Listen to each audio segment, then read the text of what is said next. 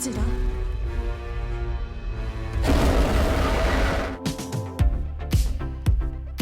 Hey, welcome back to ScreenCrush. I'm Ryan Airy, and this is all of the Easter eggs, references, and little things you might have missed in Godzilla -1. This is one of the best Godzilla films in years, and the first one to win an Oscar. So now that the movie is finally available on digital, we cannot wait to start breaking it down for you. So let's get started. So first of all, let's clear up where Godzilla -1 fits in with the larger Godzilla story. If you know anything about Japanese Godzilla lore, then you know there are a lot of different eras. There's the original Showa era, the Heisei era, the Millennium era, and many more. Now, most of the eras canonize the original 1954 Godzilla as the start of their timelines, but not Godzilla -1. Godzilla -1 is a standalone movie completely separate from any other Toho projects, including the 1954 Godzilla. But wait, I thought Godzilla just teamed up with Kong to fight a big pink monkey. Well, he did sort of, but that's a whole other separate universe. That's in the American Monsterverse. That was created by Legendary Pictures, and they just licensed that character from Toho. But that has nothing to do with Godzilla -1. So is Godzilla -1 a remake? Well, it's more like a reimagining. Takashi Yamazaki takes Ishiro Honda's original idea and tweaks it, focusing on new characters and placing the story closer to World War II. In fact, the title references that Japan was at its absolute lowest point following the war. The original teaser reads, "Post-war, Japan had lost everything, from zero to minus," implying that Godzilla took Japan to a place that was lower than zero. So now let's jump into the movie. We open on Odo Island, which is the same island that Godzilla attacks in the 1954 movie. It also says that we're in the last days of World War II. Now, we don't know exactly when this takes place, but my guess is that we're somewhere between Germany's surrender of May of 1945 and the bombings of Hiroshima and Nagasaki in August of the same year. Then we meet our main character, Shikishima, who is supposed to go on a kamikaze mission but claims mechanical difficulties. So in case you don't know, a kamikaze mission is a suicide mission where a plane is loaded with explosives and then is piloted into an enemy target. They peaked during the last few months of World War II, especially in the Battle of Okinawa.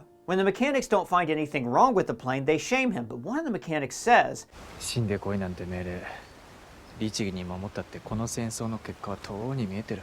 Now this is important because at this point there was no feasible way for Japan to win the war. In fact, the government was secretly in talks with the Soviet Union to get good terms of surrender with the Allies. And yet the Japanese government sent record numbers of kamikaze pilots to their deaths. They sent young men to die when they knew they had already lost. Additionally, the Japanese government carried out a military propaganda campaign to gain public support for kamikazes, but we'll go into that in just a bit. Now all the fish float to the surface, so these are actually regular deep-sea fish that were dragged up from the deep sea in Godzilla's wake. So wait, why do they look so weird? Well, it's kind of gross, but the decompression from the fast ascent actually caused their stomach to flip inside out and come out of their mouths. And then we immediately cut to Godzilla attacking Odo. A mechanic asks, which is poignant given that this was before the bombing of Hiroshima. Even pre-nuke, they were looking up to the sky in fear. And then one of the mechanics says,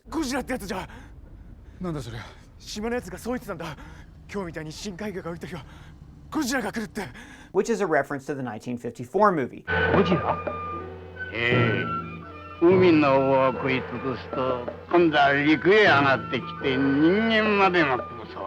In fact, this scene is basically a remake of the Odo attack from the original movie, but more horrific, which is hard to do because the original attack is also pretty horrific.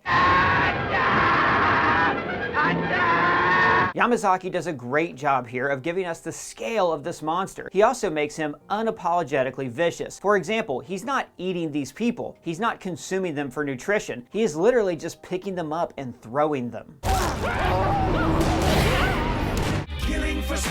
Also, later on we'll see a different version of Godzilla, but this version is very dinosaur-like. It's more bent over at the waist and the knees bend a lot more. It almost looks like a new dinosaur they would make for a Jurassic World movie. Now this is a reference to the dinosaur inspiration for Godzilla. When Shikishima wakes up the next morning, all of the men are dead, and Tachibana blames him for not shooting Godzilla. Now this is really interesting when you think about the fact that he skipped out on his kamikaze mission. In doing so, he saved his own life, but he also saved countless others. After all, kamikaze attacks were used because they were effective at sinking ships. His inaction saved lives, but here his inaction cost lives, or at least he thinks it did. Now, we know that the 20mm gun would not have killed Godzilla. It most likely would have made him angry and he would have attacked Shikishima, but he doesn't know that. When Shikishima goes back to Tokyo, his entire neighborhood has been leveled. Now, we can't be sure, but this likely happened during Operation Meeting House, an American air raid on March 9, 1945. To this day, this is the single most destructive air raid in history. The death toll is comparable to Hiroshima, and it left 1 million people without homes. Also, notice Shikishima gets back home in December. All air raids stopped after Japan's surrender in August, so even if his neighborhood wasn't leveled during Operation Meeting House, the entire neighborhood has been in shambles for months. It also means that his parents have been dead for months, possibly even before he ditched his kamikaze mission. When his neighbor Sumiko sees him, she blames him for the death of her children, saying,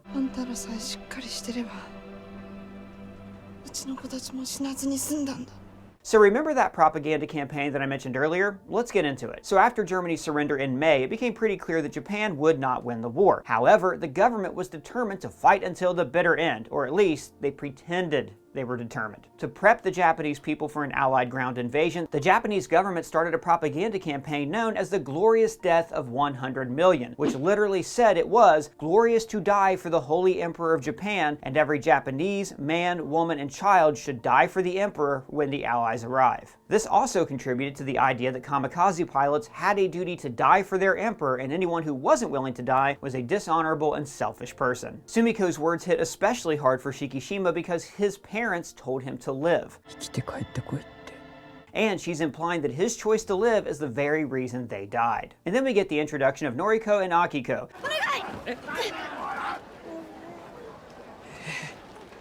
And this is one of my favorite scenes because it highlights one of the core themes of this movie, helping your fellow man. Shikishima doesn't necessarily want to watch the baby, but he also can't leave it out in the open. When Noriko asks him why he didn't just leave her, he says, and of course, Noriko had a similar feeling with Akiko.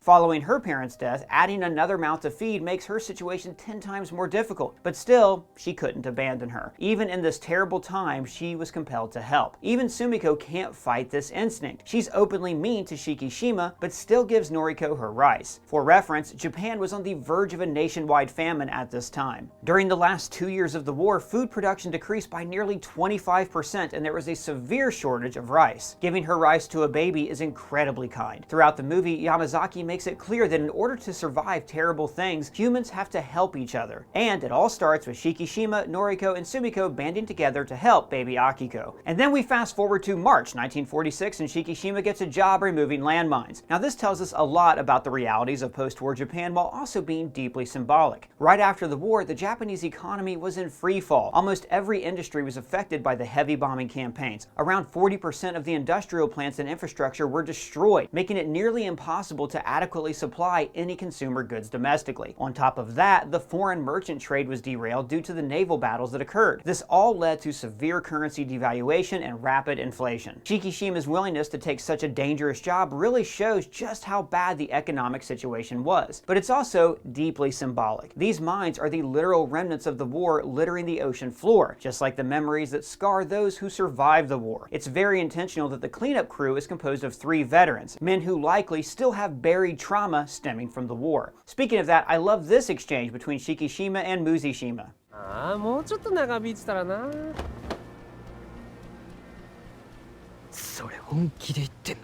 There's such an interesting push-pull between the older generation and the younger ones. On one hand, Muzishima is patronized because he didn't fight in the war. The adults won't take him seriously. On the other hand, the adults are jealous of him because he didn't fight in the war. They wish that they had never had to experience it.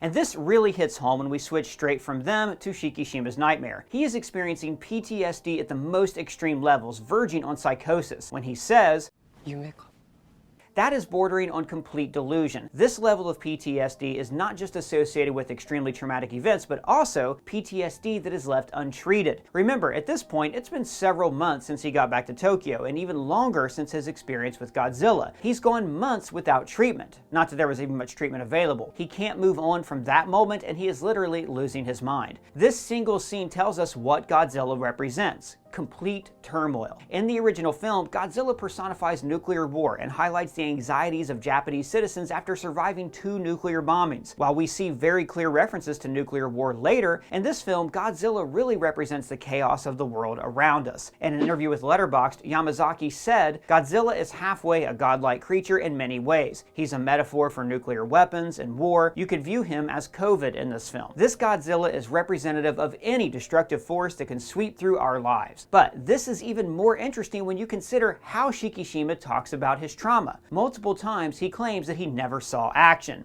私は実戦に出たわけではありませんが。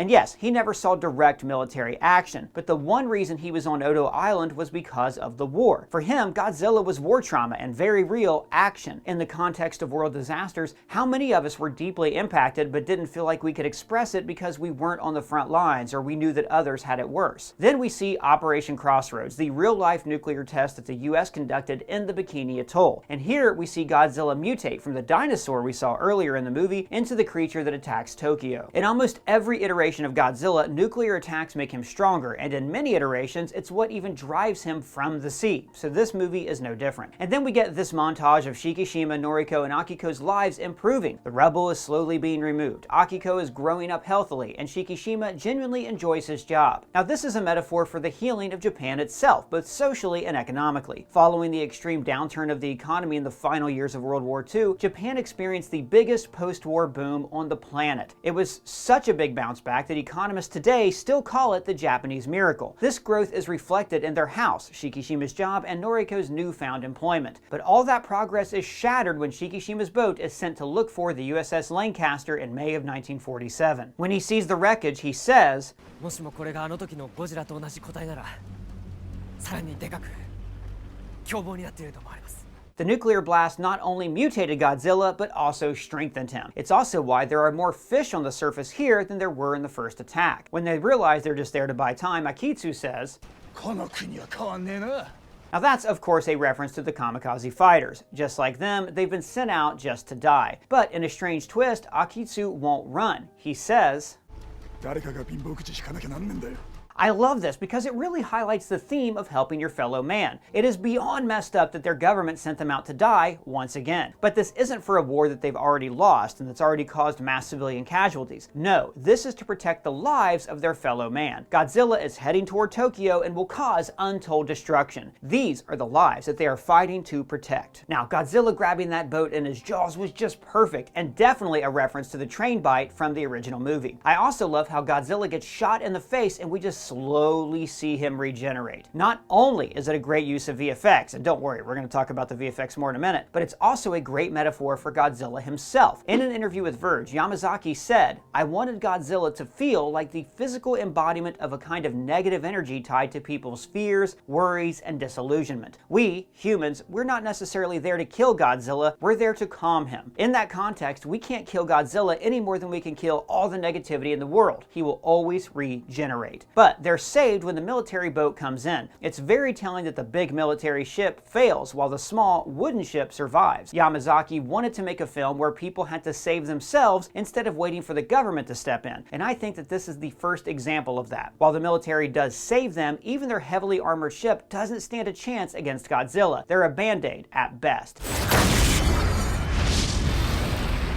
Shikishima wakes up in the hospital and discovers that the Japanese government is keeping Godzilla a secret. Now, this could be a reference to a lot of different moments in history. Yamazaki said that he was influenced by the Japanese government's slow reaction to COVID-19 when he was writing the script, so it could be a reference to that. It could also be a reference to the secret surrender discussions the Japanese government had with the Soviets toward the end of World War II. It could even be a reference to Shin Godzilla, which was an intense critique of the Japanese government's reaction to the Fukushima disaster. It's impossible to say. ゴジラは東京方面に向かっていました。早く避難指示を出さないと大変なことになります。政府はこの情報を国民に伏せています。 Also, notice how Shikishima now has a head bandage, just like Ogata after his fight with Dr. Serizawa in the original film. And then we move on to one of the best scenes in the movie, the Tokyo attack. And man, this whole scene is just loaded with Easter eggs. First of all, Godzilla retraces his path from the original movie, first appearing in Tokyo Bay and then making landfall in Shinagawa and traveling to Ginza. This train scene is also lifted directly from the first film, but this time, instead of Godzilla's foot stopping them in their tracks, it's another train that he yeeted into the air.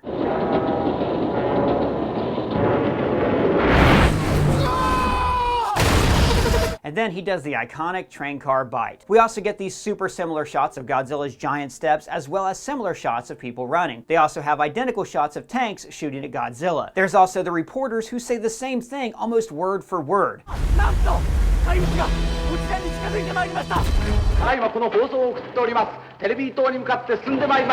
And they meet the same grisly death. And of course, it's all set to the iconic Godzilla theme.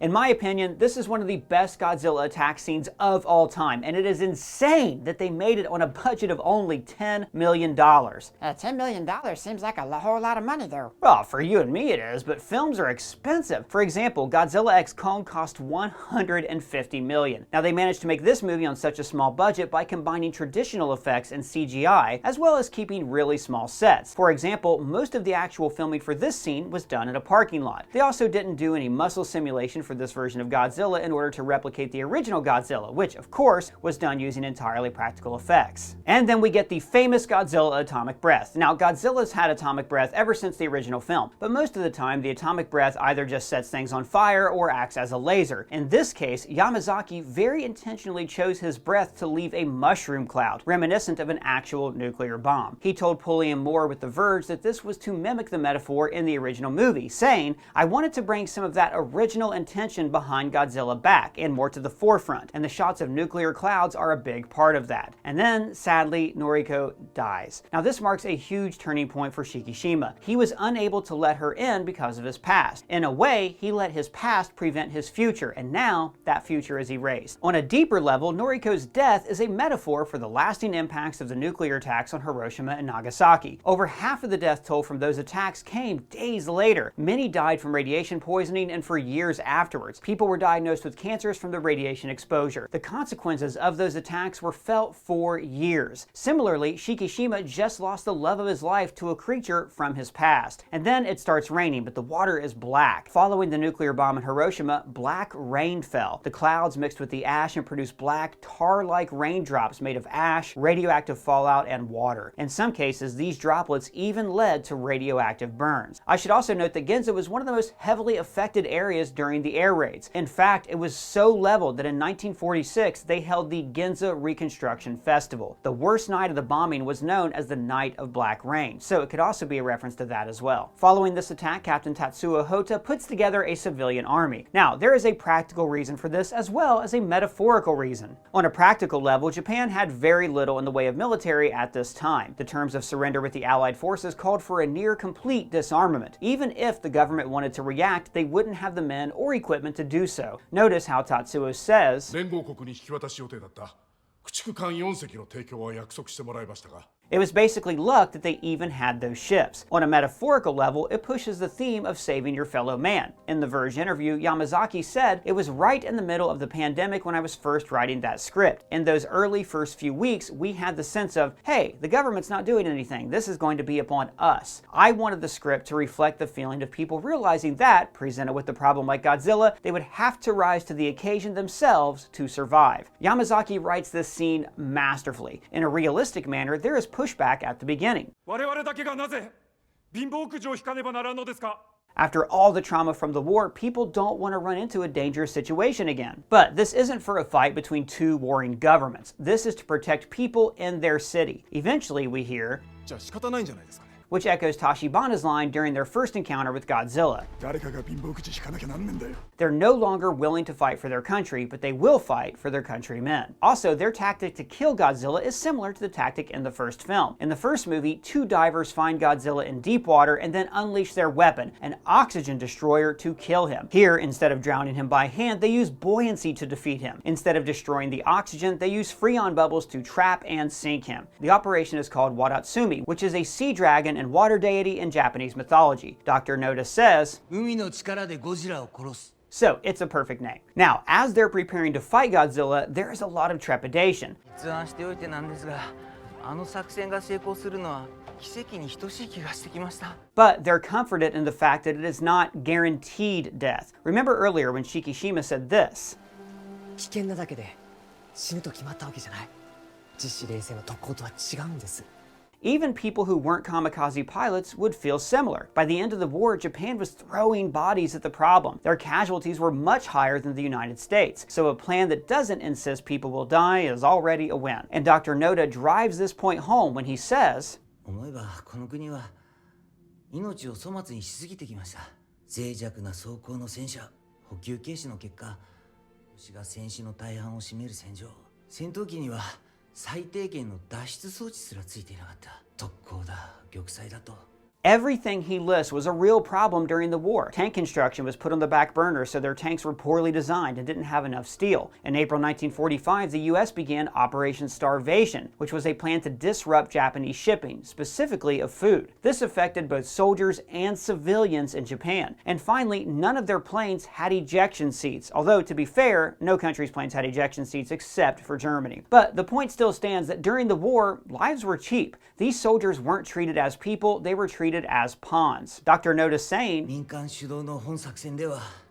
一人の犠牲者も出さないことを誇りとしたい is radical. They were all told that their lives didn't matter, that it was an honor to die for the emperor. But now they're told that their lives are important, that they deserve to live. The night before the operation, we get this beautiful scene with Akiko. これはお母ちゃんと俺とアキコか It's heart-wrenching because he could never actually admit this when Noriko was alive. 大丈夫どこにも行かないから He was too stuck in his own trauma to admit the love they shared. And now he's comforting Akiko with the memory of it just before he goes to die. He justifies leaving her by saying, あいつの未来を守ってやりたいゴジラは差し違えてでも必ず仕留めます Unlike Dr. Noda, he's still thinking in wartime ideology, which makes sense because he himself says that his war isn't over. For him, the best thing he can do is die honorably. But at this point, he fails to see that the best thing he could actually do for his daughter is to not die with honor, it's to simply live. So we switch to the day of the attacks. Notice that the lookouts are on wooden boats, similar to the original boat that Shikishima was on. Once again, we see the deep sea fish rising to the surface, but I also love this little sound effect.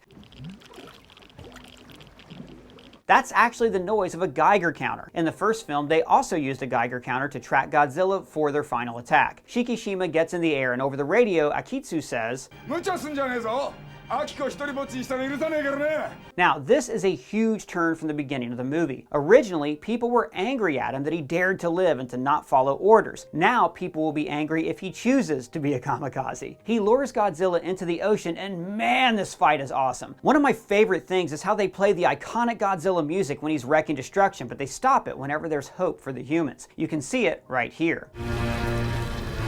こんなのとてもじゃないが無理だ艦長即刻全艦避難を進言しますいやこれでいいんだすぐに作戦を開始してください And notice that when they sink Godzilla, he originally just turns off. I think that might be a reference to the 2016 film Shin Godzilla when Godzilla freezes in the street. They can't pull him up until Mizushima arrives unprompted with a ton of tugboats. So this is actually very important. Mizushima had a very weird place within society. He was simultaneously patronized for not fighting in the war, but he was also told that he was lucky. They purposefully kept him out of the Godzilla mission, saying, 小僧戦争に行ってないってのはなとても幸せなことなんだぞ and even calling him useless. まあその手じゃ何の役にも立たないしな But they don't realize that Mizushima was never fully spared from the war in the first place. He never experienced frontline fighting, but he still lived under the air raids for years and saw part of his country decimated by 2 atomic bombs. Yamazaki said in an interview, "I really wanted to look at how war affected people at that time, not just adults, but children and younger people, the generation that grew up alongside people telling them that no, the war is over and you have to be thankful for what you have." In this scene, Yamazaki makes it clear that this younger generation cannot be dismissed. In order for the country to effectively heal, all generations have to heal together. Also, this scene reminded me so much of the ending of Dunkirk, another great World War II movie. Still, they can't defeat Godzilla, and we get this amazing shot as Shikishima runs his plane into Godzilla.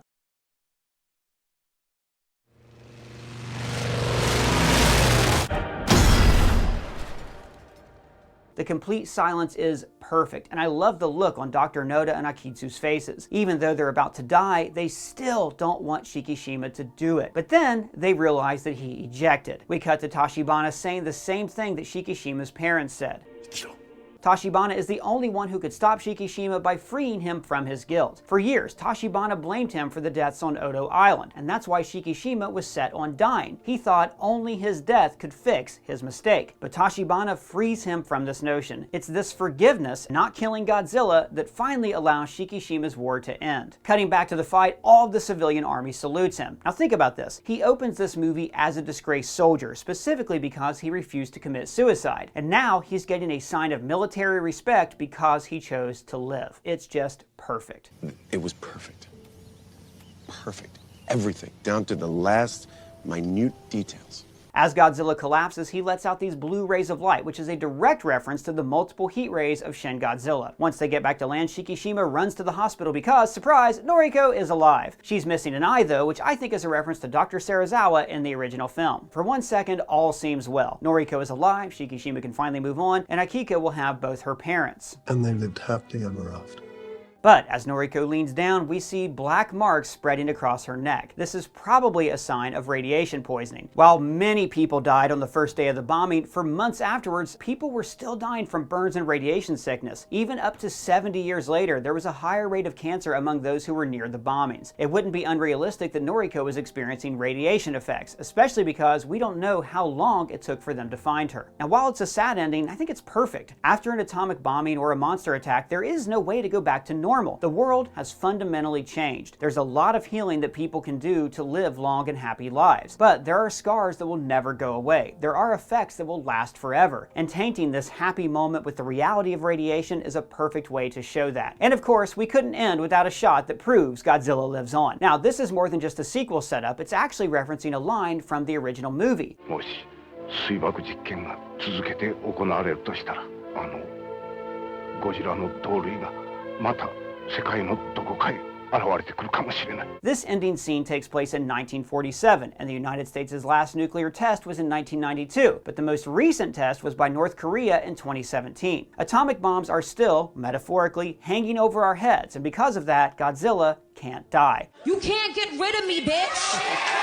So what did you guys think of the movie? Do you think we'll get a part 2? Big shout out to the writer of this video, Brianna McLarty. You can find her social links below. Let us know what you think down in the comments or at me on Twitter. And if it's your first time here, please subscribe and smash that bell for alerts. For ScreenCrush, I'm Ryan Airy.